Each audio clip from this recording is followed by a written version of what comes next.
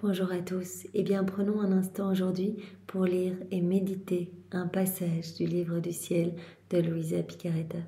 Au nom du Père qui m'a créé, du Fils qui m'a sauvé et du Saint-Esprit qui me sanctifie. Amen. Jésus, je m'immerge en toi, dans ta divine volonté. Je m'unis à toi, je m'identifie à toi.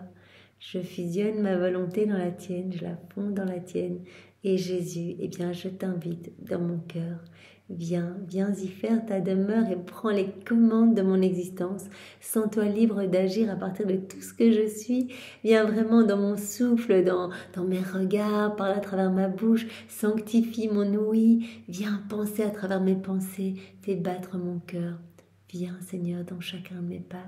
Tout est pour toi, je m'offre à toi, Seigneur, que ma vie soit une offrande éternelle pour ta gloire, que chaque battement de mon cœur puisse être un milliard d'actes d'amour pour toi au nom de tous, que chacun de mes battements de cœur puisse être une offrande, une réparation d'amour au nom de tous. Vraiment, j'entends réparer et t'offrir toute la gloire, l'honneur, l'amour, les adorations, eh bien, qui t'auraient été données si les hommes n'avaient pas quitté la divine volonté. Je veux vraiment t'offrir cette compensation d'amour, Seigneur.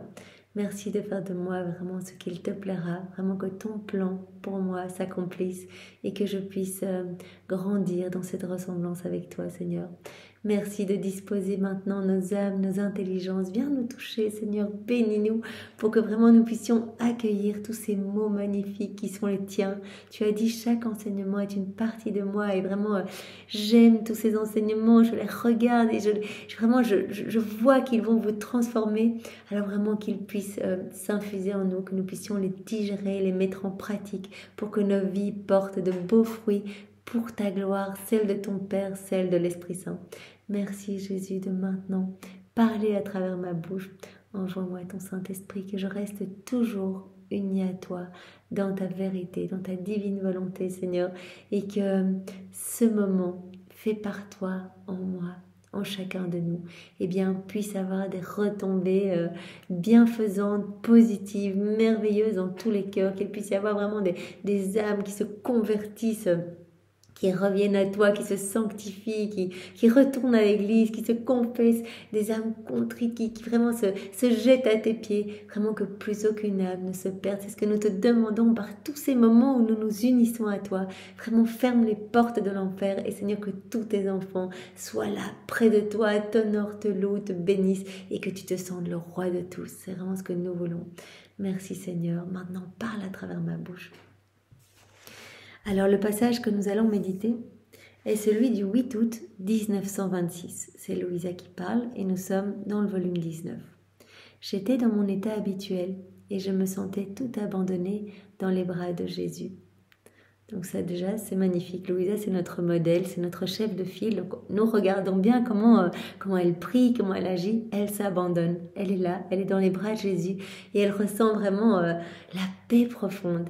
C'est à cela que nous sommes appelés. Dans notre quotidien, abandonnons-nous. Prenons cette image-là, vraiment venons nous jeter dans les bras de Jésus. Et même si la situation paraît difficile, si la situation paraît chaotique, eh bien, remettons nos misères à Jésus, il va tout sanctifier. Faisons-lui confiance, prenons tout comme venant de ses mains divines.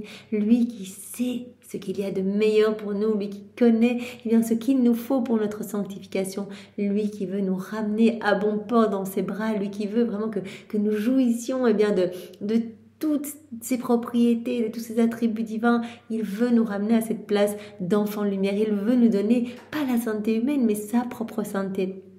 Alors il nous dit, si vous vous abandonnez à moi, c'est la clé. Abandonnez-vous et moi je ferai tout en vous. Et au plus vous allez vous abandonner, au plus je vais pouvoir agir, au plus vous allez me ressembler. Et au plus vraiment je me réjouirai de votre vie. Vraiment votre vie me sera agréable, vous serez beau et gracieux à mes yeux. Et donc vraiment Jésus ne regarde que l'âme. Et donc c'est magnifique, laissons-lui plus de place pour que nos âmes soient belles, que nos âmes soient lumineuses, que nos âmes soient remplies de son amour à lui. Se manifestant en moi, il me dit « Ma fille, plus une âme est identifiée à moi, plus je peux lui donner et plus elle peut prendre. plus on va faire des actes dans la divine volonté, plus on va fondre notre volonté dans celle de Jésus, la fusionner dans celle de Jésus, et bien plus Jésus va pouvoir nous transformer, retirer tout ce qui résulte de nos volontés propres, vraiment nous purifier et nous rendre semblables à lui. Au plus je vais pouvoir lui donner, au plus elle va pouvoir prendre de moi. Rappelons-nous, dans la divine volonté, il y a tout. Il y a l'œuvre de la création, l'œuvre de la rédemption, l'œuvre de la sanctification, il y a tous les actes divins, le royaume, les attributs divins, il y a tout. Et donc, on peut prendre ce qu'on veut quand on est dans la divine volonté et Jésus nous donne. Il nous donne à rabord pour que notre âme soit belle et vraiment soit lumineuse de sa présence. C'est comme si un petit ruisseau était séparé de la mer par un mur. Si ce mur était enlevé, la mer et le petit ruisseau deviendraient une seule mer. Voilà, donc Jésus nous appelle à prendre cet exemple en considération. La mer, Dieu, le ruisseau, l'âme, le mur, nos volontés propres, nos misères, voilà, tout ce qui nous tient éloignés de Dieu. Si ce mur pouvait être enlevé, vraiment par une union parfaite entre l'âme et Dieu, ce à quoi nous sommes appelés, Adam était dans cette union parfaite, il vivait dans la divine volonté et chacun de ses mouvements a amené de la joie à la Trinité. Eh bien, si ce mur pouvait être enlevé, ce serait magnifique, on ne saurait même plus qui est qui. Le petit ruisseau, misère, sale, etc., avec ses eaux vraiment pas très... voilà, eh bien, le petit ruisseau uni à la mer, eh bien, prendrait la puissance de la mer et vraiment serait totalement... fusionner en elle. Donc c'est à cela que nous sommes appelés. Donc gardons bien cette image en tête. Si le mur était enlevé, la mer et le petit ruisseau deviendraient une seule mer. Si les vagues de la mer s'élèvent et débordent, le petit ruisseau reçoit l'eau de la mer. Les eaux de la mer se déversent à travers les fissures du mur, de sorte que le petit ruisseau reçoit continuellement les eaux de la mer. Et comme il est petit, il grossit. Il grossit et rend à la mer ce qu'il a reçu pour la recevoir ensuite de nouveau. Tout cela est vraiment l'exemple d'une âme qui commence à vivre dans la divine volonté, qui vit dans la divine volonté, qui donne son oui à Jésus continuellement, son fiat, pour que Jésus agisse à partir de son humanité. Et donc, qu'est-ce qui se passe quand on donne notre oui, qu'on fait des actes en union avec Jésus? Jésus commence à débroussailler l'âme. Il retire des petites pierres à ce grand mur que nous avons érigé, qui nous éloigne de Dieu, qui vraiment nous fait grandir dans la dissemblance. Vraiment, c'est pour cela que Jésus a dit, mais l'homme a été créé à mon image et à ma ressemblance. Mais regardons l'homme aujourd'hui, il n'a plus que l'image, il n'y a plus cette ressemblance, puisque la ressemblance se manifeste dans l'agir et que l'homme agit seul. Donc quand nous donnons notre oui, voilà, quand les âmes qui essayent de vivre dans la divine volonté donnent leur oui, Jésus peut retirer ce mur. Cela ne se fait pas du jour au lendemain, mais il retire petit à petit vraiment d'autres images qu'il nous a données. Il retire les mauvaises herbes, il vient défricher notre jardin pour laisser plus de place. Et à chaque fois, eh bien, la mer s'engouffre en fait. Voilà, au plus le mur eh bien, diminue, au plus la mer va pouvoir... jaillir et déborder dans le petit ruisseau qui lui-même va grossir de la splendeur de la mer, va avoir plus de puissance et va pouvoir déborder à son tour, être vraiment dans la ressemblance de la mer, faire la même action que la mer qui déborde et le ruisseau qui va lui aussi grossir et déborder. Voilà, donc aussi comme il est petit, il va grossir en recevant eh bien, tous ces débordements de la mer. Il va rendre à la mer ce qu'il a reçu pour la recevoir ensuite de nouveau. Comme la Vierge Marie, cela me fait penser, voilà, dans ce mois de mai où elle nous a expliqué que dès la seconde 1 de sa conception, eh bien, donc elle a été conçue dans l'union de la puissance de la mère, de puissance du Père, de la mère de sagesse du Fils et de la mère de l'amour de l'Esprit Saint. Elle a été conçue là dans l'union de ces trois mères. Et donc elle recevait continuellement, il n'y avait pas ce petit muret bien sûr, donc elle recevait, elle se laissait gorger par vraiment la sainteté, la pureté, la beauté, tous les attributs divins, et tous les débordements que son humanité ne pouvait contenir, eh bien, repartaient en acte de louange, d'adoration, de bénédiction au pied de la Trinité. Donc elle était vraiment dans ce flux et reflux d'amour entre la Trinité et elle. Elle le faisait au nom de tous les hommes. Cette harmonie est indispensable. Vraiment, le Seigneur nous appelle à être dans cette harmonie d'amour. Et comment faire?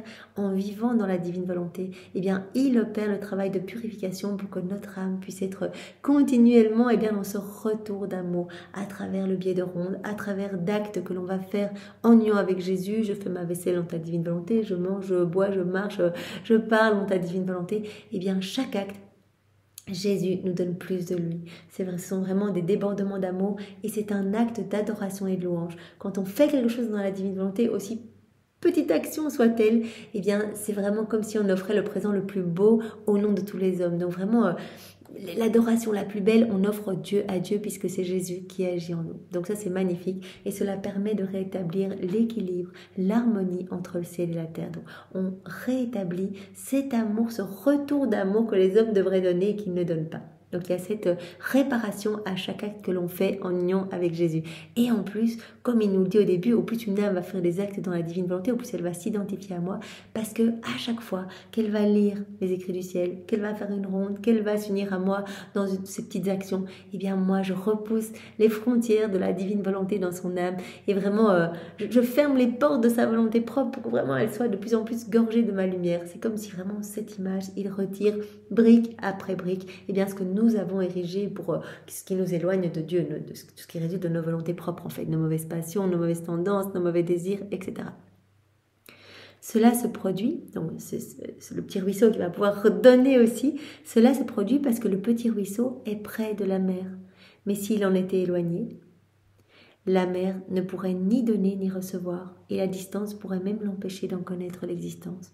Voilà, si on ne se rapproche pas de Dieu, qu'on ne donne pas notre oui, qu'on ne se plonge pas dans la divine volonté, que voilà, on lit un passage comme ça et puis hop, il n'y a pas de continuité, il n'y a pas de constance, il n'y a pas ce véritable désir de vivre dans la divine volonté, on s'éloigne de Jésus, on vit dans nos volontés propres, dans nos ténèbres, eh bien on ne recevra pas grand-chose. Et même pire, comme dit Jésus, la mer ne pourrait ni donner ni recevoir. Donc il n'y aurait pas ce reflux d'amour et ce flux d'amour. Et la distance, le fait que l'âme s'éloigne, pourrait même l'empêcher d'en connaître l'existence. Si l'âme s'éloigne, eh bien, elle choisit délibérément de s'éloigner. Jésus ne peut pas donner. Parce qu'il faut notre oui, il a besoin de notre oui pour nous sauver, pour vraiment nous donner des grâces, des bénédictions. Donc ce n'est que dans cette petite ouverture de cœur où on dit voilà Jésus, je souhaite, je ne sais pas comment faire, mais je souhaite vivre dans ta divine volonté. Et déjà il est fou de joie, c'est la fête dans le ciel, la fête sur la terre, dans toute la création, c'est la fête partout. Et il commence ce grand travail avec sa maman. En disant cela, il me faisait voir en esprit l'acte de la mer et du petit ruisseau. Puis il continua. Ma fille, la mer, c'est Dieu. Le tout petit ruisseau, c'est l'âme. Le mur qui les sépare, c'est la nature humaine. Les débordements, les vagues qui s'élèvent continuellement pour se déverser dans le petit ruisseau sont ma divine volonté, qui veut tant donner à la créature afin que le petit ruisseau, rempli et débordant, puisse former ces vagues gonflées par le vent de la suprême volonté et se déverser à son tour dans la mer divine pour être rempli à nouveau et pouvoir dire « Je vis la vie de la mer, et même si je suis petite, je fais moi aussi ce qu'elle fait.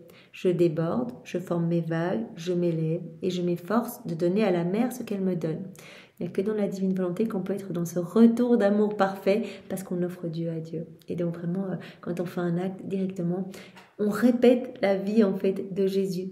On fait vraiment comme le petit ruisseau pourrait dire, eh bien moi je répète la vie de la mer en fait. Moi aussi je fais des petits débordements, des petites vagues, etc. Et je rends à la mer ce qu'elle m'a donné pour qu'elle puisse me donner plus et que je puisse y rendre, etc. Être dans ce flux et reflux. Je déborde, je forme mes vagues, je m'élève et je m'efforce de donner, de rendre à la mer ce qu'elle me donne. Ainsi, l'âme qui s'identifie à moi et se laisse dominer par ma volonté est la répétitrice des actes divins. Nous pouvons être des répétiteurs de l'acte divin. Donc ça, c'est magnifique, dans la divine volonté, juste en faisant nos petites actions du quotidien en union avec Jésus. Son amour, ses adorations, ses prières et tout ce qu'elle fait constitue le déversement de Dieu qu'elle reçoit, afin de pouvoir dire « c'est votre amour qui vous aime, c'est votre adoration qui vous adore, vos prières qui vous prient, c'est votre volonté qui, m'investissant, me fait faire ce que vous faites et me fait rendre ce qui est à vous. » Donc l'âme va dire, voilà, comme ce petit ruisseau pourrait dire, eh bien, voilà, je ne te donne pas mes prières, elles sont humaines, elles sont misères. Je te donne tes propres prières puisque c'est toi qui viens prier en moi. Puisque vraiment quand on rentre dans la divine volonté, on se plonge dans la divine volonté, on se plonge dans l'acte unique et éternel d'amour où il y a tout. Il y a toutes les prières de Jésus, il y a toutes les prières de Marie, etc. Donc on va offrir quelque chose de parfait. Nos adorations, ce ne seront pas les nôtres, ce seront celles de Jésus. On offrira des louanges divines, des bénédictions divines, etc. Puisque vraiment, c'est ta volonté qui, m'investissant, me fait faire ce que tu fais et me fait rendre ce qui est à toi. Jésus garda le silence, puis saisi comme par un irrésistible accent d'amour, il ajouta « Ô puissance de ma volonté, combien tu es grande ! Toi seul peux unir les plus grandes et les plus hautes choses avec les plus petites et les plus basses, pour les rendre une. » C'est vrai que c'est quelque chose d'incroyable, d'être pouvoir être uni à Dieu. Et c'est pas, comme Jésus l'avait déjà dit dans un autre passage, ce n'est pas une présence mystique, c'est une véritable présence réelle. Jésus est là, il est établi, il est là avec son Père, avec l'Esprit Saint. Et à chaque fois qu'on fait un acte en union avec lui, il prononce la parole de la consécration sur notre âme. À chaque fois, nous devenons une hostie pour nourrir Jésus. Vous imaginez? On devient une hostie, on devient un autre Jésus en fait. Donc c'est vraiment magnifique. Donc Jésus lui-même s'émerveille en disant mais puissance de ma volonté, mais c'est tellement incroyable. Toi seul peux unir les choses les plus grandes, les choses les plus majestueuses avec les choses les plus petites, les plus basses, pour rendre tout un. Et vraiment cette unité, en fait, la divine volonté, c'est un acte unique d'amour, un acte éternel et unique d'amour. Toi seul as la vertu de vider la créature de tout ce qui ne t'appartient pas pour former en elle, avec tes reflets, ce soleil éternel qui, remplissant le ciel et la terre de ses rayons, va se mélanger avec le soleil de la suprême majesté. Donc on devient en fait un écho de la Trinité, une image de la Trinité. Voilà, avec l'image que Jésus nous a donnée, voilà, il retire petit à petit ce mur affreux que nous avons dressé et il met plus de lumière en fait. Puisque la divine volonté, elle est là, elle est en nous, elle n'attend qu'une chose, notre oui, pour pouvoir prendre plus de place, pour pouvoir vraiment nous envelopper de sa splendeur et tout nous donner. Et donc vraiment, ce soleil qui va être créé à chaque acte que l'on fait en union avec Jésus, c'est un véritable soleil. C'est fou, un vrai soleil. Et donc Jésus dit à Louisa, ce soleil va venir vraiment rejoindre le soleil divin en fait. Il va y avoir vraiment ce mélange des rayons.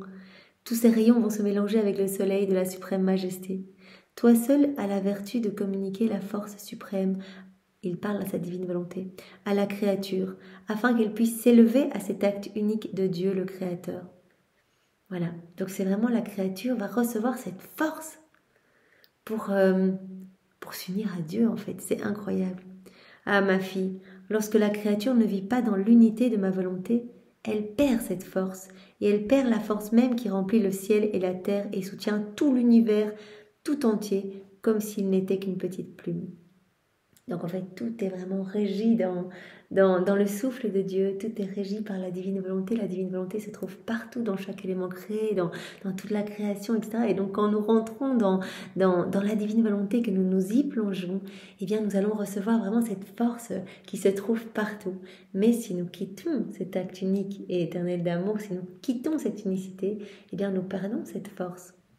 Lorsque l'âme ne se laisse pas dominer par ma volonté, elle perd cette force. Dans toutes ces actions et tous ces actes qui ne viennent pas de cette force unique, restent divisés entre eux. Tous nos actes, voilà, cela va être chaque fois un acte, ils sont tous divisés entre eux. Tandis que quand on rentre dans la divine volonté, c'est un seul acte. Tout est englobé dans un seul acte. Et donc il y a cette force d'unité qui vient vraiment nous remplir quand nous vivons dans la divine volonté. Mais quand nous sortons de la divine volonté, nos actes sont divisés, n'ont plus aucune force, nous n'avons plus aucune force pour agir. L'amour est divisé, l'action séparée. La prière est divisée et disjointe. Étant divisés, tous les actes de la créature sont pauvres, maigres, sans lumière. Donc c'est vraiment l'unité qui nous donne cette lumière en fait. C'est vraiment cette unité qui rend tout magnifique en fait, magnifique de la présence de Dieu. Et donc quand nous quittons la divine volonté, que nous agissons seuls, tout est divisé, tout est dépourvu de lumière, tout est sombre, tout est ténèbres. Les actes de la créature sont pauvres, sont maigres, sont noirs, et la patience est pauvre, la charité est faible, l'obéissance est boiteuse. Tout dépend évidemment de l'exercice des vertus, etc. Parfois on n'a pas l'occasion d'exercer telle vertu, et donc voilà, donc tout est tributaire en fait des circonstances. Et donc on va toujours rechuter puisque vraiment on avance par la force du poignet quand on avance dans nos volontés propres. Tandis que quand on se plonge dans la divine volonté, on a cette force divine. Ce n'est plus nous qui agissons. Ce n'est plus nous qui faisons les actions. Jésus vit en nous et Jésus opère en nous. Sa divine volonté est agissante et opérante à travers notre humanité.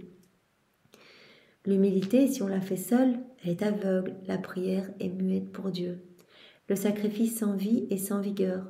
Parce que comme ma volonté est absente, il lui manque cette force unique qui, unie à toute chose, donne la même force à chaque acte de la créature.